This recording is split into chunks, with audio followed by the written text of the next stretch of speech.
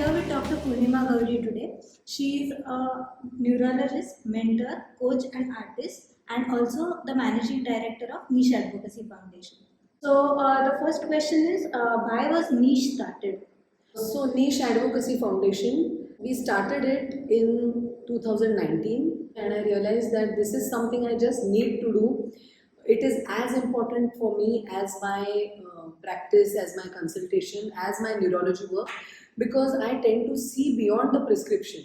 I have been working through my OPD consultations with people with epilepsy. I was the secretary, then the president of Indian Epilepsy Association in Nagpur. That experience made me realize certain things about people with epilepsy. Then my attention got shifted to dementia and their caregivers. I realized that the caregivers are also suffering and nothing is being done for them. We used to have programs for epilepsy people, but they didn't want to come in those labeled programs. They wanted to be seen because 80% of people with epilepsy have normal lives. So they wanted to attend programs which were meant for everybody. Caregivers are essentially not patients as such, but they have their needs. So I realized that something needs to be done in emotional fitness. Then I got involved in certain school projects and I realized that emotional fitness skills or soft skills, or you can call it emotional intelligence, or what WHO calls as life skills, these are the need and they are the gap between the health industry and the education industry. And I realized that this is what needs to be done for people with epilepsy. This is what needs to be done for caregivers of people with dementia. And this is what needs to be done for everybody. The attention of the world of neurology has now diversified into functional neurological disorders. That means patient has neurological symptoms, but all the tests are normal. And we have come to realize that very often the cause of the pathology is in the emotional framework of the person, and that's why all the tests are coming normal. So even in functional neurological disorders, what we need is counseling, therapy and emotional fitness. So I started wondering how to do this on a preventive level. So that was one thing, how to do things at a preventive level for the world of emotional fitness, mental health, brain health. The second thing was that neuroplasticity, it fascinates me that we can improve a patient's hand or leg even after an attack of paralysis. That a patient has lost the ability to speak because of a brain stroke, but through speech therapy, we can retrain him. So how is all this possible? How is physiotherapy, speech therapy possible? It is possible through neuroplasticity. That means a person does the same thing again and again and gradually the neurons relearn how to move the limb, how to be able to speak. Of course, it may not be as good as before, but still it is there. So it made me wonder, how can we use neuroplasticity for emotional fitness, for preventing things? If I am an angry person, can I be taught to manage my anger effectively? If I am a person who gets anxious very easily, can I be taught to not be anxious? So I found the answers that yes, through neuroplasticity, we can train our mind to react differently to situations. And there is a lot of literature about this everywhere in the realm of psychology, and I decided that something needs to be done about this. So we started NICHE, which stands for Neuroplasticity for Individual and Community Health Education and Advocacy. And we are the advocates of emotional fitness. Like you are working with me, so now you are automatically an advocate of emotional fitness. So that's how NICHE started. So moving on, what is the meaning of advocacy? Advocacy means number one, creating awareness. Number two, standing up for the rights of that concept.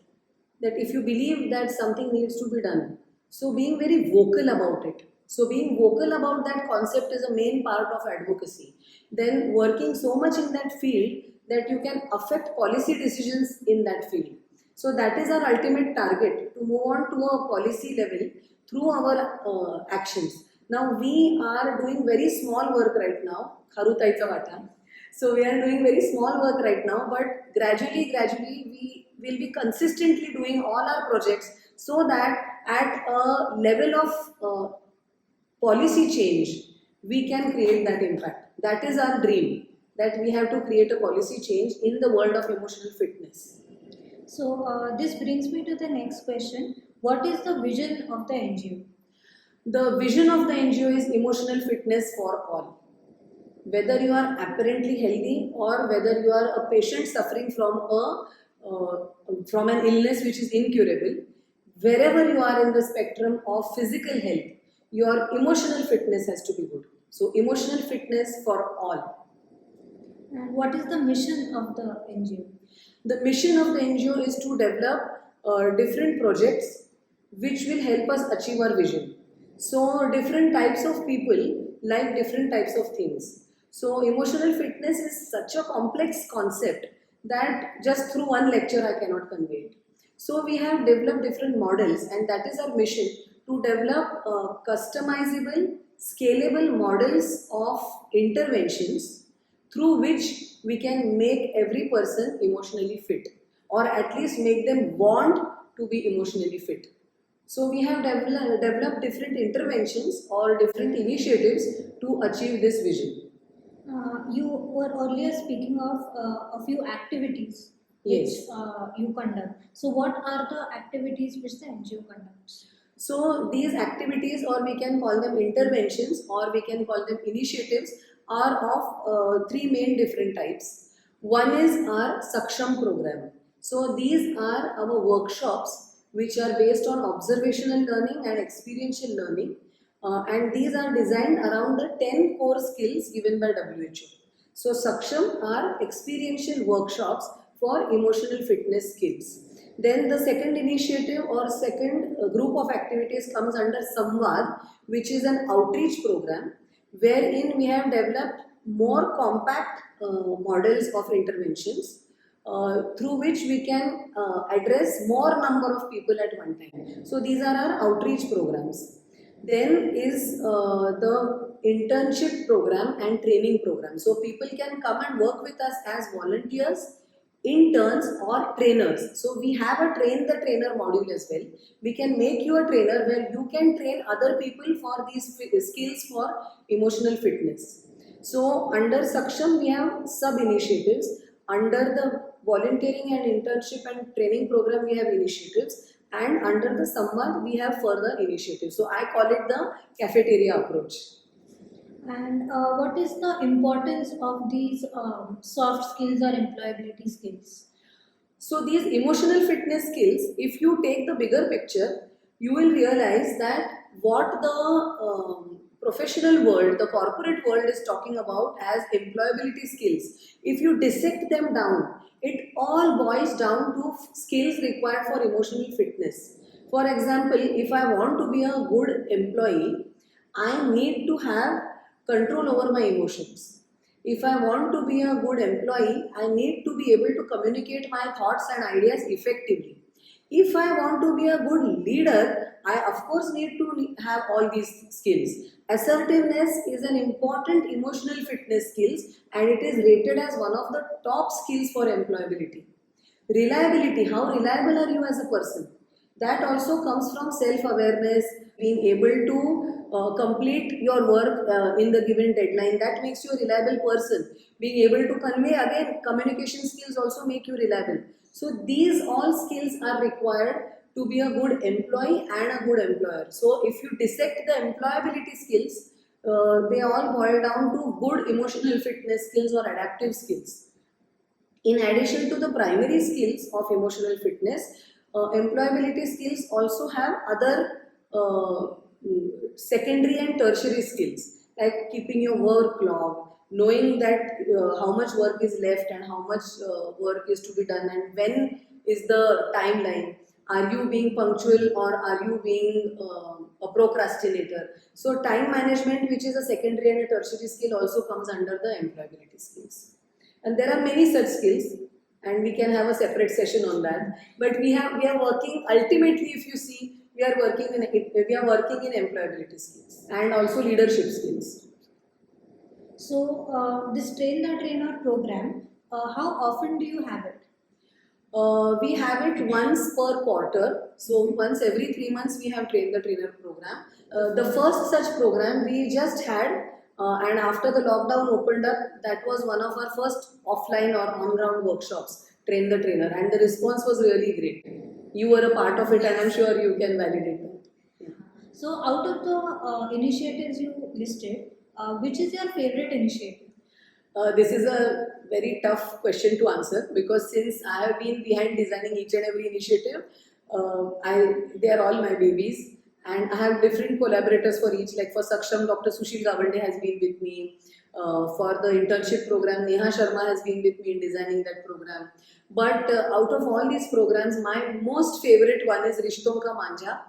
It is a program based on Bollywood songs. We have around 18 songs, and we have developed our anchoring script around it based on the emotional fitness skills, and it has been so wonderfully accepted. We have reached out to around 3,000 people with it, and we had the first on-ground Rishton Ka Manja in Pune city on 30th of April, and it was attended by 400 people, and it gave me a lot of satisfaction. It's a very enjoyable program. It's what is called as edutainment or infotainment, and all songs which you have heard before, but we have given them a different context.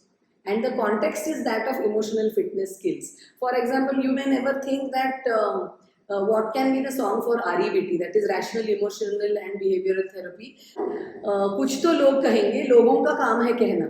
And if you think about this song with attention, you will realize that what Kishore Kumar and Rajesh Khanna are together talking about is actually REBT. So this is just a fun fact from our program, a teaser. So this is how we have arranged it all around the emotional fitness. For example, the song called "Na Jaane Kyun Hota Hai Ye Zindagi Ke Saath." That song we have brought under emotional inspection, because if you listen to the song carefully, the heroine in that song is introspecting. Why am I feeling these feelings? What is this? So it's a song of inspection and introspection. So that is how we have given context to some very popular Bollywood songs. And it's a fun program. I love practicing for it. I love conducting that program with my co-anchor, Dr. Abha Bangsoni. And the person who helped me a lot in the ideation and brainstorming process was Saili Kulkarni Maste, who is a neuropsychologist and also a professional singer. So we will be bringing this program again to Pune city in January. So the last question, do you have any message for the viewers? Oh yes, of course I have a message for the viewers, and I feel that emotional fitness is possible. Positive change is definitely possible. You have to want to change, and kutte ki dum, tedi ki tedi, but we are not kutte ki dum. We are human beings, our brains are plastic, and we can change. In which direction to change is up to us. Brain is eager to change, brain is eager to rewire itself and go ahead and achieve that emotional fitness goal. That's my message. Thank you so much. Thank you, Mansi. It was a pleasure.